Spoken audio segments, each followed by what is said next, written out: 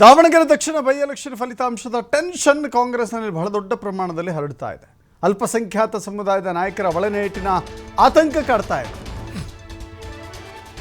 ಒಂದು ಕಡೆ ಅಲ್ಪಸಂಖ್ಯಾತ ಮುಖಂಡರ ಮೇಲೆ ಶಿಸ್ತು ಕ್ರಮ, ಮತ್ತೊಂದು ಕಡೆ ಮಗನ ರಾಜಕೀಯ ಭವಿಷ್ಯದ ಬಗ್ಗೆ ಎಸ್ ಮಲ್ಲಿಕಾರ್ಜುನ್ ಆತಂಕ. ಮಗನ ಚೊಚ್ಚಲ ರಾಜಕೀಯ ಪ್ರವೇಶದಲ್ಲಿಯೇ ಕರಾಳ ಫಲಿತಾಂಶ ಬಂದ್ಬಿಟ್ರೆ, ವ್ಯತಿರಿಕ್ತ ಫಲಿತಾಂಶ ಬಂದ್ಬಿಟ್ರೆ ಹೇಗೆ ಅಂತ ಸಿದ್ದರಾಮಯ್ಯ ನಿವಾಸಕ್ಕೆ ಆಗಮಿಸಿದ್ದಾರೆ ಸಚಿವ ಎಸ್ ಮಲ್ಲಿಕಾರ್ಜುನ್. ಸಿಎಂ ಸಿದ್ದರಾಮಯ್ಯ ಜೊತೆ ಚರ್ಚೆ ಮಾಡಿದ್ದಾರೆ.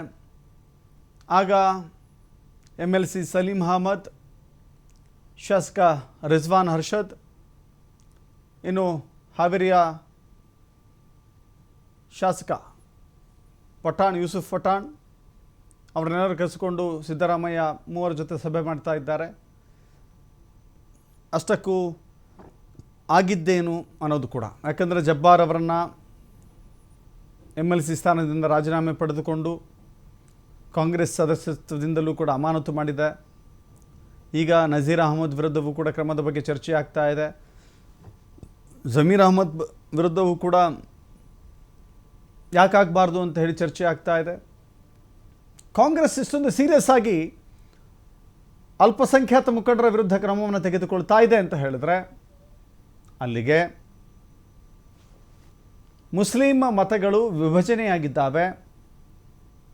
ಅಂದುಕೊಂಡಂತೆ ಮುಸ್ಲಿಮರು ಕಾಂಗ್ರೆಸ್ನ ವೋಟ್ ಬ್ಯಾಂಕ್ ಅದು ಪ್ರಯೋಜನ ಆಗಿಲ್ಲ. ಇಲ್ಲಿ ಮುಸ್ಲಿಮರ ಮತ ಚಲಾವಣೆ ಆಗಿದ್ದರೂ ಅದು ಕಾಂಗ್ರೆಸ್ಸಿಗೆ ಬಂದಿಲ್ಲ. ಮುಸ್ಲಿಂ ಮುಖಂಡರ, ಮುಸ್ಲಿಂ ನಾಯಕರ ಕೈವಾಡವಿಲ್ಲದೆ ಇಂಥದ್ದೊಂದು ಘಟನೆ ನಡೆಯುತ್ತೆ ಅಂತ ಯಾರೂ ನಿರೀಕ್ಷೆ ಮಾಡೋದಿಲ್ಲ. ಹಾಗಾದರೆ ವಾಸ್ತವ ಸ್ಥಿತಿ ಏನಿದೆ? ಸಮರ್ಥ ಶಾಮ್ನೂರು ಗೆಲ್ತಾರಾ, ಸೋಲ್ತಾರಾ? ಇದೆಲ್ಲವೂ ಕೂಡ ಈಗ ಆತ್ಮಾವಲೋಕನಗಳು ನಡೀತಾ ಇದೆ. ಮತ್ತಷ್ಟು ಮಾಹಿತಿ ನಮ್ಮ ಪ್ರತಿನಿಧಿ LN ಸ್ವಾಮಿ ಕೊಡ್ತಾರೆ. ಸ್ವಾಮಿ, ಒಂದು ವೇಳೆ ದಾವಣಗೆರೆ ದಕ್ಷಿಣದಲ್ಲಿ ಕಾಂಗ್ರೆಸ್ ಗೆದ್ದರೆ ಮಾತ್ರ ಮುಸಲ್ಮಾನ್ ಮುಖಂಡರಿಗೆ ರಾಜಕೀಯ ಅಸ್ತಿತ್ವ ಉಳಿದುಕೊಳ್ಳುತ್ತೆ.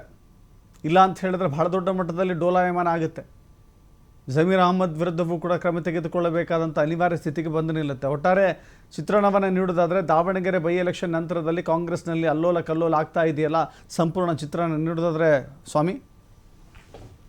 ಖಂಡಿತ ದಶರಥ, ದಾವಣಗೆರೆ ದಕ್ಷಿಣ ಉಪಚುನಾವಣೆಗೆ ಸಂಬಂಧಪಟ್ಟಂತೆ ಈಗ ಕಾಂಗ್ರೆಸ್ ವಲಯದಲ್ಲಿ ಸಾಕಷ್ಟು ಸಂಚಲನ ಮೂಡ್ತಾ ಇರುವಂತದ್ದು.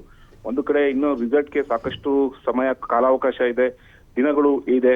ಆದ್ರೆ ಈಗಲೇ ಕಾಂಗ್ರೆಸ್ ವಲಯದಲ್ಲಿ ಯಾಕೆ ಇಷ್ಟೊಂದು ಟೆನ್ಷನ್, ತಳಮಳ ಶುರುವಾಗಿದೆ ಅನ್ನೋದು ಸಾಕಷ್ಟು ಲೆಕ್ಕಾಚಾರಗಳು ಶುರುವಾಗಿರುವಂತದ್ದು.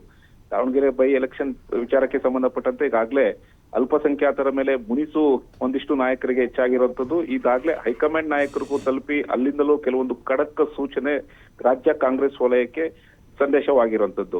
ಈ ಹಿನ್ನೆಲೆಯಲ್ಲಿ MLC ಅಬ್ದುಲ್ ಜಬ್ಬಾರ್ ಸೇರಿದಂತೆ ಸಿಎಂ ರಾಜಕೀಯ ಕಾರ್ಯದರ್ಶಿ ನಜೀರ್ ಅವರ ಒಂದು ತಲೆದಂಡ ಆಗಿದೆ.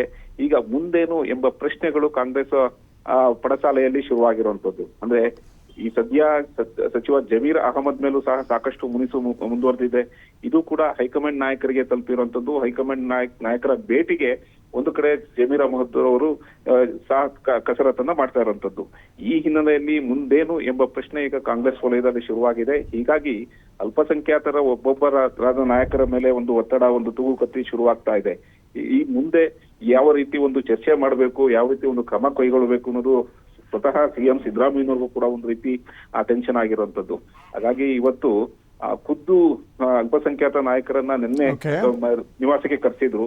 ಆ ಕರೆಸಿದಂತ ಸಂದರ್ಭದಲ್ಲಿ ಸಾಕಷ್ಟು ಮಾತುಕತೆ ಆಗಿದೆ. ಜೊತೆಗೆ ಇವತ್ತು ಅಭ್ಯರ್ಥಿ ಸಮರ್ಥ ಮಲ್ಲಿಕಾರ್ಜುನ್ ಅವರ ಒಂದು ಗೆಲುವು ಯಾವ ರೀತಿ ಇರುತ್ತೆ ಅನ್ನೋದಕ್ಕೆ, ಗೆಲುವಿನ ಬಗ್ಗೆ ಅಲ್ಲಿ ಆಗ್ತಾ ಇರುವಂತ ಒಂದು ಬೆಳವಣಿಗೆಗೆ ಸಂಬಂಧಪಟ್ಟಂತೆ ಸಚಿವ ಎಸ್ ಮಲ್ಲಿಕಾರ್ಜುನ್ ಅವರು ಇವತ್ತು ಸಿಎಂ ಸಿದ್ದರಾಮಯ್ಯನವ್ರನ್ನ ಭೇಟಿ ಮಾಡಿದ್ರು. ಸುಮಾರು ಅರ್ಧ ಗಂಟೆಗಳ ಕಾಲ ಹೆಚ್ಚಿನ ಒಂದು ಚರ್ಚೆ ನಡೆಸಿರೋದು ಸಾಕಷ್ಟು ಕುತೂಹಲ ಮೂಡಿಸಿರುವಂತದ್ದು. ಥ್ಯಾಂಕ್ ಯು ಸ್ವಾಮಿ ನಿಮ್ಮಲ ಮಾಹಿತಿಗೆ.